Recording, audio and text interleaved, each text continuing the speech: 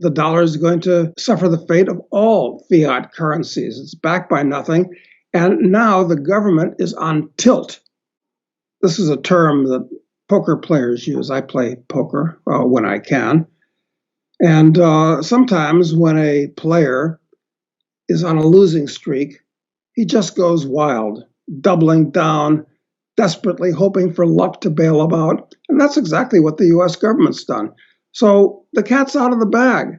They'll print unlimited numbers of dollars in a hope to keep the old rotten structure from collapsing, but it will collapse. And in the process, they're going to destroy the dollar.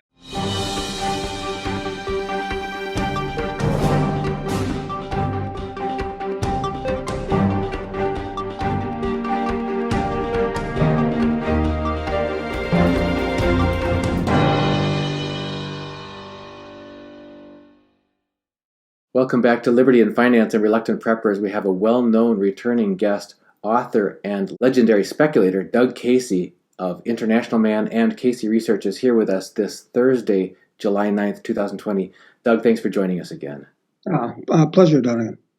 We wanted to have you on, especially at this time, because you are slated to be one of the keynote speakers at the upcoming Sprott Virtual Natural Resource Symposium, which was going to be in Vancouver, British Columbia, but now has gone virtual. So all of us who will be participating, I'll be on the media team as well as a member of the Miles Franklin booth, will be doing so virtually. And the good side of that is it alleviates any concern people have about social distancing or whatever. The bad side is we're not going to get to meet each other face to face yet. But we certainly will appreciate you sharing with our viewers some indications or some flavor of the message that you anticipate delivering at the Sprott Symposium. And I have a few more questions for you about that before we get to some viewers' questions. Okay. Well, first of all, let me say that it's shameful that so many things are being canceled because of the COVID hysteria, because that's exactly what it is. 95% hysteria, 5% reality. And I'll say a few words about that at the Sprott conference. I mean, it's absolutely shameful the way people all over the world have rolled over and wet themselves like whipped dogs when told that something that is proving to be not as dangerous as the seasonal flu has shut down the world economy. I don't believe in conspiracies, but I mean, this is an interesting exercise. Other than that, I'm going to tell them that the economy is headed down very seriously. We entered the great financial hurricane in 2008 and 9. We went through the leading edge of the storm.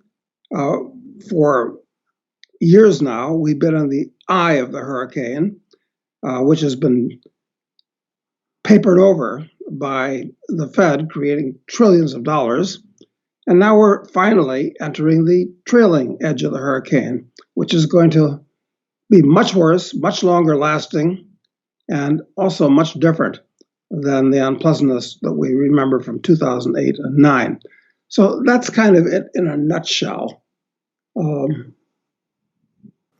Fair enough. On those points, I mean, I can't help but pick up on a couple things you said. One is you talked about the shameful disgrace that we've allowed ourselves to be dragged into. The more data that we see coming out, like the ever dropping deaths that can be assigned to the coronavirus, has not had any. They keep talking about spike on the news. There is no spike in the death curve. It is just straight down. This thing is playing out. It's taking its course as all seasonal flus do through the world population.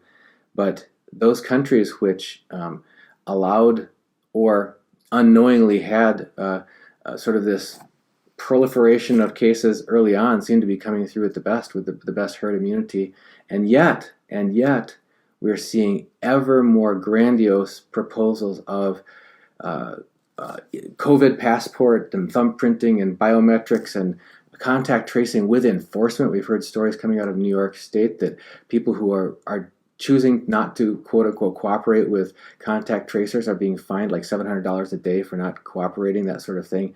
You mentioned, I guess, some of the economic impairment that's come from the shutdown, which has been severe on individuals and on businesses. But what about this loss of liberty and constitutional rights?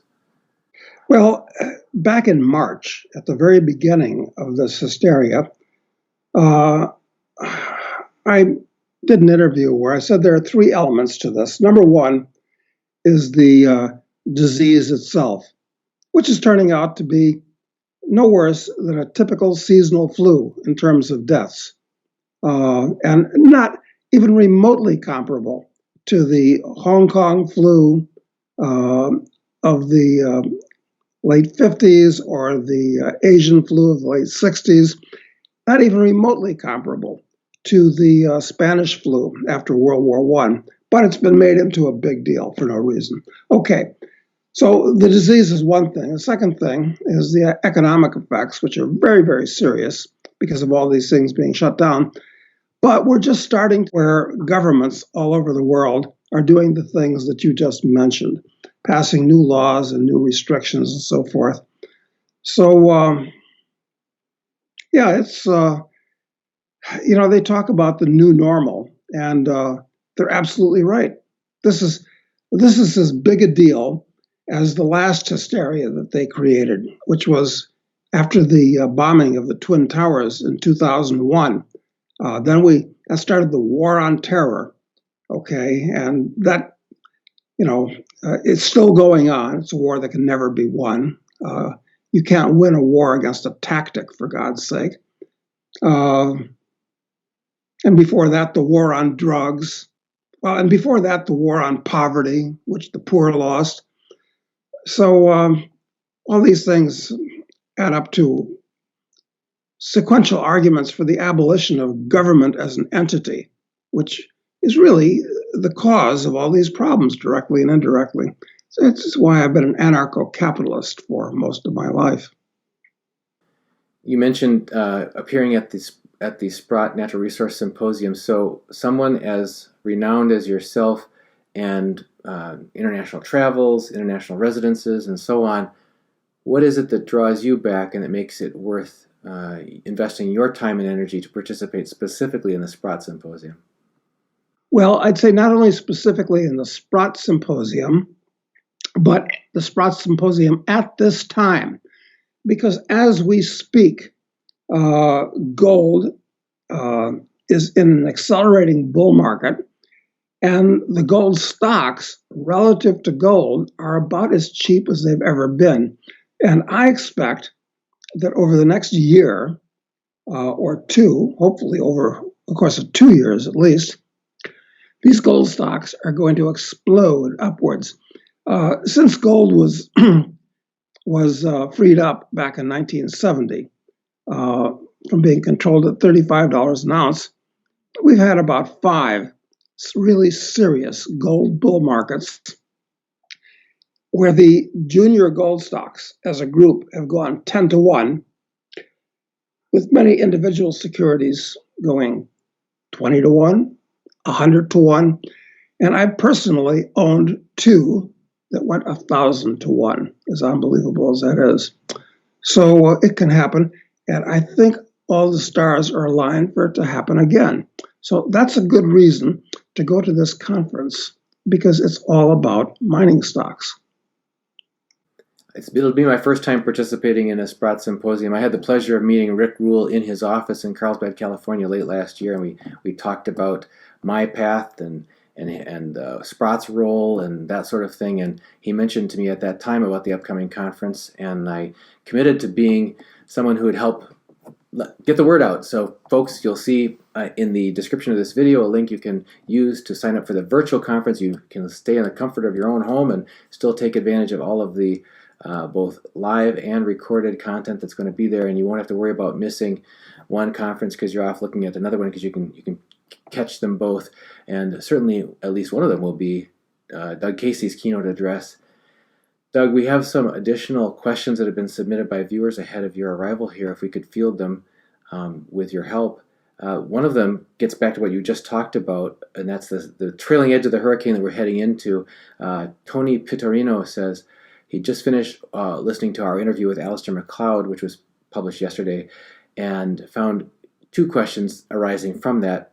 Alistair is forecasting, or his analysis indicates the likelihood of what he says will be a banking crisis within this month and a fiat crisis within this year. So the questions for you are, does Doug Casey believe that there will be a banking crisis this month and the collapse of the fiat system by the end of the year? Well, one thing that I've learned in the prediction business is that don't give both the event and the time, okay? And yeah, there's going to be another banking crisis because there are corporate failures, not just by the hundreds, but by the thousands, maybe by the tens of thousands, as if we go down to small corporations. And many of these corporations have bank loans, and the bank's not going to get its money back. And it's not going to get its money back from all kinds of individual debtors, too. Credit card debt, for instance, is going to be defaulted on. So, yeah, there's going to be a banking crisis. No question about that. Will it be within this month? I don't know. I mean, I'm not going to predict the time, but we're going to have one. But fear not, because modern monetary theory, so-called, is the order of the day, and the Federal Reserve will print up any number of billions or trillions of dollars to keep the banks from failing. They remember what happened during the 1930s, which was their fault, and they won't make that same mistake again. They'll make a different mistake, a worse mistake. So banking crisis, yes, sure, it's going to happen. I'm not sure when. What was the other part of his prediction? Fiat system failure by the end of the year. In my dreams. I wish it had failed before we have to pay our taxes in a week. Yeah, of course. I mean, the dollar is going to suffer the fate of all fiat currencies. It's backed by nothing. And now the government is on tilt. This is a term that poker players use. I play poker when I can. And sometimes when a player is on a losing streak, he just goes wild, doubling down, desperately hoping for luck to bail him out. And that's exactly what the US government's done. So the cat's out of the bag. They'll print unlimited numbers of dollars in a hope to keep the old rotten structure from collapsing, but it will collapse. And in the process, they're going to destroy the dollar. How quickly is that going to happen? And what constitutes destruction? It's hard to say. I mean, the Zimbabwe dollar, the previous one, survived up until the point where they were actually printing $100 trillion bills, which are excellent collector's items now. Will the U.S. get to that point? I don't know, but this is really serious. We're just moving into the second inning of a 9-inning ball game. So we have yet to see the really serious social consequences. Although what we've seen with Antifa and Black Lives Matter, yeah, that's one of them. We'll see more of them. The political consequences with the election in November. It doesn't matter if Trump wins or if Biden wins. The other side won't accept that person as a legitimate president. And this is really serious. And then military consequences. Maybe they'll start a war with probably China at this point, but it could be anybody. So I'm glad to be talking to you from the middle of a 1,000-acre estancia near the ocean in Uruguay, because nothing happens here in this backward, quiet little welfare state. I can watch it all on my widescreen. But as I do watch it on my widescreen, I've got to say, I might just turn off the audio and fire up the Rolling Stones' Street Fighting Man and play it on continuous loop, because that's going to be the theme song, not just for the next 6 months, but probably for the next 10 years.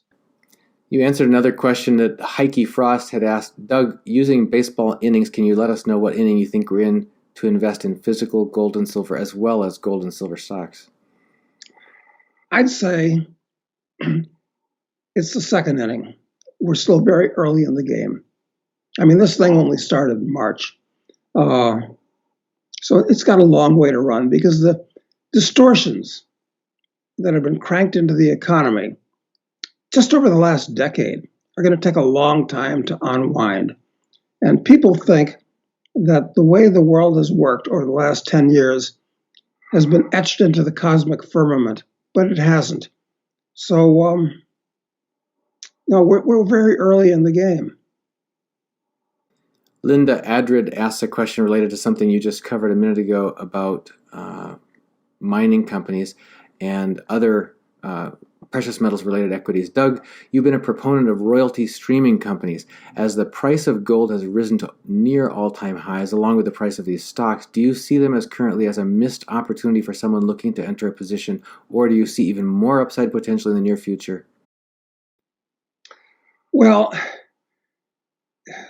the largest, my largest single holding is Metalla, which I was a founding shareholder of. So I've owned it for several years now. And it's done very well, pays a small dividend for what it's worth. But royalty companies in general are certainly the safest way to play the mining stock game because they get paid before anything. And there are more and more of them now. I mean, the market's kind of cottoned on to the concept. And a lot of companies are actually, if they have a deposit that's proven, they finance its development now by selling the royalties in advance. So yeah, royalties are big and they're going to get bigger. And there are royalties not just in gold now, but in uranium and in copper. And there are other private royalty companies that are going to go public. So yeah, it's a great way to play the game. It's the safest way to play the game, no question. Related question from Trey Caldwell. If we are truly entering a gold bull market, which might last for the next 2 years, should we try and sell the obvious peaks and buy the valleys along the way, or just hold and not try to trade it? Yeah, well, I think it's Rick Rule that's popularized this particular analogy more than anybody. He says your biggest enemy is to the left of your right ear and to the right of your left ear. When you try trading these stocks, it's so easy to whipsaw yourself, in addition to the fact that you're going to pay a commission every time, you're going to pay the bid-ask spread every time, you're going to just guess wrong a lot of the time. So the way I'm playing it personally is buying quality stocks that are going to make it. I mean, I have my 8 Ps. Number one is people, good management, trustworthy, experienced, competent management. Just buy it and hold it until the bull market's over. Now, there's exceptions to this for a lot of reasons that I think you can imagine. But look, first of all, mining is a terrible business. It's a 19th century choo-choo train business. These things are not heirlooms. They're burning matches. So within the context of saying that, while we have a bull market, which we do now, just hold on to these stocks. It'll make your life a lot easier. Just select them well and hold on. And when you see, if Time Magazine still exists, I hope not, or maybe The Economist still exists, they'll have a picture of a golden bear tearing apart the New York Stock Exchange. And when you see that cover, sell everything and look for something else to buy. Perhaps it'll be common stocks at that point. But that's the way I'm playing it. Question from HS says, what are the chances of countries around the world nationalizing silver and gold mining companies? I'd say slim to none, because they've noticed. China's noticed. Russia's not. All these countries have noticed that running a business is impossible for a government. Why? Because the decisions are made primarily for political reasons, not economic reasons. So they'll continue with the fascist system that we have today, where they're private companies, but the government just taxes them. Does nothing and takes half of the income as opposed to try to run it themselves and makes a loss and it goes bankrupt, then it's a disaster. And if something does go wrong, they can blame the private company, not themselves. So no, governments are, even the really stupid ones in Africa, are not going to nationalize the companies. They'll demand royalties and they'll demand higher taxes, things of that nature. But no, they're not going to be nationalized. I mean, that game is over. Related question, though, from the same viewer: chances of banks or governments freezing or nationalizing shares in precious metal companies. So that's from an investor's concern. Are our shares at risk? Well, no, I don't think so. I mean, look, these governments play all kinds of games. They'll force the company to give them a 50% ownership in the company, in addition to income taxes, in addition to royalties. I mean, they can do anything. This is why I'm against the concept of government, not just any particular government, but the concept itself. I mean, it should be thrown onto the dustbin of history. But no, don't worry about that. All you have to worry about is owning these things now and remembering to sell them when you most want to buy them at the peak. That's all you need to remember. For countries that have been clearly accumulating precious metals by their central banks, he asks, Russia and China are holding the largest gold hoards, supposedly. Why are their currencies still failing and not stabilizing? Because what a government does, the assets of a government have almost nothing to do with the currency. I mean, the largest gold hoard in the world may still be owned by the US government. It's got 261 million ounces. I believe that's the number, but who knows? I mean, you can't trust any numbers that come out of these things. The key is that the currency, there's no currency in the world which is backed by gold. Now, what do I mean by that? It means that there's no currency in the world that is fixed to be exchanged at a specific amount of gold. Before 1933, when Roosevelt changed things, a $20 US currency bill was exchangeable for a $20 double legal coin. It was just a receipt. A $20 bill was a receipt for a $20 double legal, a $10 bill for a $10 coin. But since then, no government redeems its money with anything. I mean, you can buy what you want with it, but there's no. So I'm not sure if I'm answering the question, but look, here's something to remember about governments. It's that they don't really have that much to do with the countries they govern. Now, that sounds absurd, I know, but government is an entity, just like General Motors is. And the health of the United States, or I should say the country of America, it's a parasite on top of the country. But I'm not sure if I've gotten off topic here. That's all right. He was just wondering why we don't see stability in the currencies of countries that are flush with gold in their central banks. Because the currency is not backed by the gold. Okay. They're two entirely separate things. It's like very much like a government, for some reason, having 1 million tons of copper that it owns for a strategic reserve. Does that mean its currency is going to be strong? No, it just means the government owns 1 million tons of copper, and it'll do with it what it wants. It's got nothing to do with its currency, and unless it's backed. I mean, you could back a currency with copper. It doesn't have to be gold. Right. A lot of reasons why gold is much better than copper. There's a question here that gets more close to home from individuals who want to back their personal financial lives with precious metals. Glenn Chapman says, we are likely to be trapped into a digital monetary system very soon at great disadvantage to us. With this in mind, what is Doug's opinion of gold holding debit cards where you can purchase goods via your own gold holdings? Hmm. Well, if you trust the entity that has digitized the gold, yeah, I suppose that's fine. But look, number one is to have gold coins in your own possession. And at this point, not even 1 ounce gold coins. You're better off having quarter-ounce gold coins. Things like the coins that were commonly traded in Europe in the 19th century, the British sovereign, which is 0.23 ounces of gold, or the German 10 mark Swiss, or the Swiss Vernelli, things like that.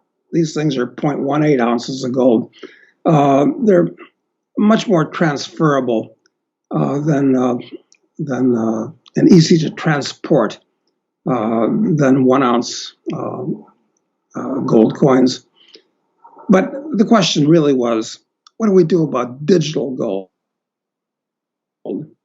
Yeah, sure, it's great if you trust the entity that is backing your digital currency. They have the gold. Yeah, that's great. If you trust them, that's the key. But first, have the physical gold coins in your own possession. We have a question from Steve Bishop, who asks, again, back to the ordinary man on the streets. Doug, for the average Joe Sixpack who may now be waking up and is wholly unprepared, what steps should he take to prepare as much as possible on a budget of, say, $500 discretionary money per month? What do you do with $500 of discretionary money per month? Where should you start? Huh. Yeah, that's quite a good question. I could say, well, you can't buy much gold with $500, although you can and you should.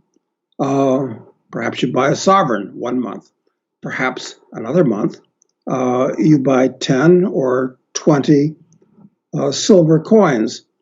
But it depends on how serious this is all going to get. How long the lockdown is going to last. Listen, maybe you ought to do what the Mormons have suggested for many years and put away a year's supply of foodstuffs to cover that base. It's not smart to save dollars, because at some point those dollars are going to start losing value rapidly and radically.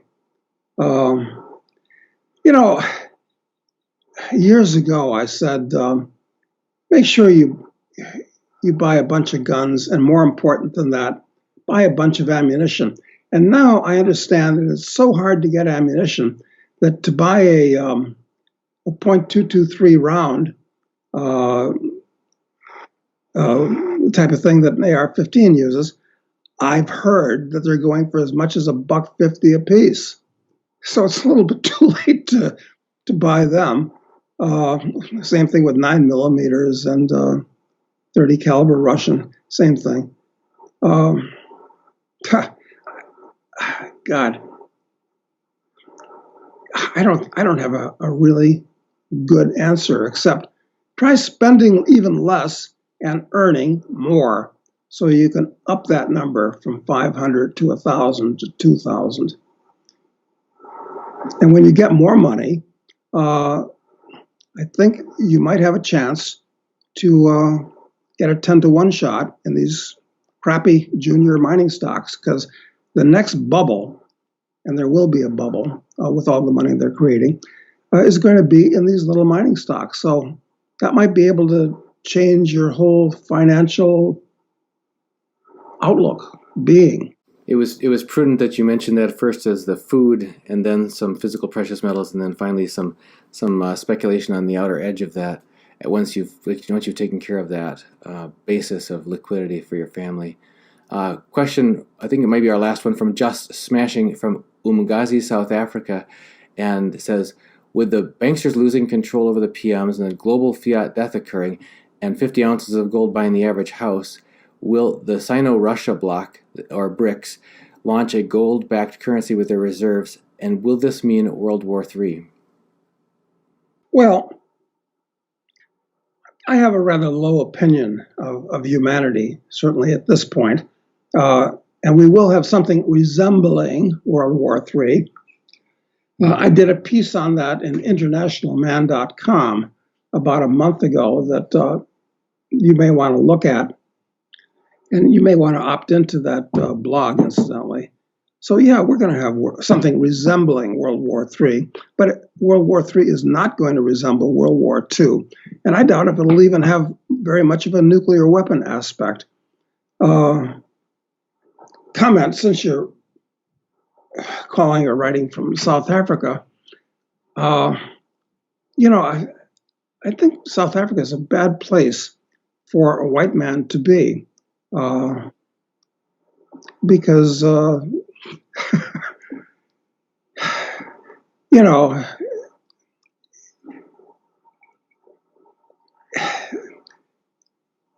all of the countries of the world are racist, okay? The Chinese are racist. They think they're superior to all the other races. The Africans are racist. They tend to hate the white people because the white people are associated with colonialism.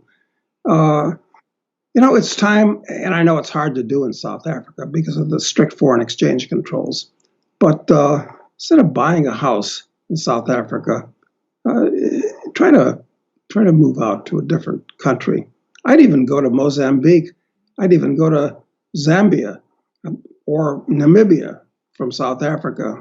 They're not as explosive, in my opinion, as South Africa itself is. I can't resist the chance, since you're starting to mention just different geographies. That's one concern that people have always had in our viewership, and that is where are safer options of places to live and try to look for a future for their family. You've certainly had that attitude for a long time, in that practice of looking farther than most people do for the best places to consider where you can still have some liberties. And I will second something that you said. Signing up for the International Man blog, I get those emails, and they're quite eye-opening. Those interviews with you are very helpful. So where, in your perspective at this point in time, do you see still as attractive locales that people should consider on their radar? Well, in combination with that, let me say that it's important, since most of your listeners are probably Americans, they ought to look to get a second citizenship, a second passport, because your passport is the property of the U.S. government. It says it right on your passport. And now, if you're accused, not adjudicated, just accused of owing $50,000 or more to the government, they will cancel your passport. And this is all done electronically. So wherever it's used around the world, the border agent will see that you may have the document, but it's no longer valuable. So think in terms of getting a second passport. As far as a residency, where should you be physically? Look, I've been to 175 countries, most of them numerous times, or many of them numerous times, and I've lived in 10. And there's a lot of difference between these different places, I got to tell you. But the problem is that the whole world at this point is going in the wrong direction. I hate to say it, but it's really true. Why? Because democracy is like the new god for everybody. Everybody says, oh, democracy is great, it's wonderful. No, because among other things, when you have a democracy, you have a Congress or a parliament or something like that. And they sit down every day. And what do? They make new laws. So every country, and new laws inevitably restrict your freedom, tell you what you must do and what you must not do. And to be enforced, they have to be paid for by taxes. So it's a virus that's overtaken the entire world, this idea of democracy and people's rule and laws. And people think that, well, since we're a democracy, I should obey the law. It's legitimate. No, it's not. That's a whole different conversation. But the point I'm trying to make is that every country in the world has been afflicted by this. There's really no place that is ideal, but I do like places that are small and backward, kind of, and have a tradition of small, incompetent governments. I'm in Uruguay right now, probably the best choice in Latin America. I'm a big fan of Argentina, but that country is so terribly corrupt. That's why I'm across the river in Uruguay. But anything could change in a moment. In Africa, there's really no place you can go. But the countries in Europe, actually, an obscure country like Portugal is interesting to look at. Asia, interesting, but you're never going to be a Thai or a Chinese. You'll always be an outsider, which can be a good thing. It's a double-edged sword. But to answer the question, it's a problem. Well, we appreciate your lifelong studied and experiential perspective on that. And again, folks, sign up at internationalman.com for the free blog. It's really informative. You get those interviews with Doug on a recurring basis. And look at the information on the Sprott Virtual Symposium that you'll find in the description of this video. Doug, any final thoughts you'd like to leave with our viewers who are struggling, as you know, under at least a quarter of their lives having been suddenly locked down and wondering what happened to their liberties as far as how they can retain some semblance of self-determination and sovereignty going forward? Yeah, it's going to become a bigger and bigger problem until the whole system resets. And then it may not even reset for the better, actually, just like after the Russian Revolution, which was good, it reset for the worst. Got rid of Tsar Nicholas II and was replaced by Lenin and then replaced by Stalin. So that's the way things often work. But, well, I would urge people to read my novels because I've taken to writing fiction because there are a lot of things you can say in fiction that you dare not say in nonfiction. So go on Amazon and get a copy of Speculator, which is about the mining business and about Africa and Bush Wars, and it's a good book. And Drug Lord, where our hero then gets into the drug business and becomes a drug lord. And as of September 1st, Assassin will be out, where our hero becomes an assassin. And it talks about the morality and the effectiveness, if any, of political assassination as a solution to this problem. Don't want to fall behind in this novel, in this series of novels, because the next one, which I hope I can get done by next year, will be terrorist. I've got a lot of ideas about that method of warfare. Well, you're checking off all the high profile careers there for people in their career planning. So, yeah, exactly. These are your first choices in every case. It gets more radical after assassin and terrorist. Those are just entry level occupations. So we get into the heavy stuff. I see you haven't had banker yet on the list. We'll wait for that one. So we've been speaking with Doug Casey, international man and founder of CaseyResearch.com. Doug, thank you as always for joining us here on Liberty and Finance and Reluctant Preppers. Pleasant conversation, Dunnigan. Thank you. And we'll see you at the Sprott Virtual Symposium in 2 weeks. Yes. Take care. Okay. Thanks, Dunnigan. If you've decided that now is the right time for you to protect your family's financial future by acquiring physical precious metals, gold and silver, I'm delighted to let you know that I have now become a licensed dealer's representative for Miles Franklin, one of the oldest and most trusted names in bullion dealerships. And we can provide you with physical delivery to your personal possession or to professional vault storage or precious metals IRAs. Just email me at libertyandfinance@protonmail.com and please include your name and phone number in your email to libertyandfinance@protonmail.com. We'll get right back with you and find out how to best meet your needs so that you can either begin or increase your acquisition of physical precious metals now and protect your family's future starting today.